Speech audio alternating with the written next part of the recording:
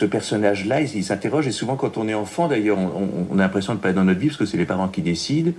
Ensuite, quand on fait ses études, la vie on est tellement enfermé qu'on se dit qu'on n'est pas dans notre vie, mais qu'on y sera plus tard quand on aura un métier. Parfois, on est déçu de son métier, on se dit c'est pas vraiment ma vie, mais j'ai les week-ends.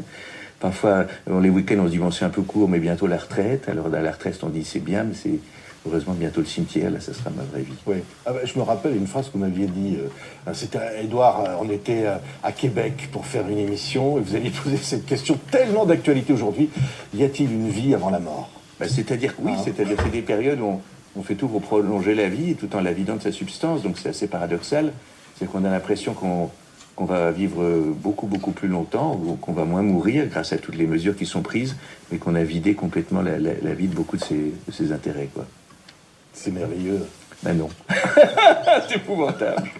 C'est-à-dire, il y a quelqu'un qui dit ça, on pourra pas vivre beaucoup plus longtemps, alors qu'on pourrait vivre beaucoup mieux. Voilà. Bon. Oui, C'est un choix, je pense que les politiques sont obligés, parce qu'il y a une grande demande des populations de sécurité, mais dans le fond, je me demande si c'est pas un peu cher payé, quoi. Ouais.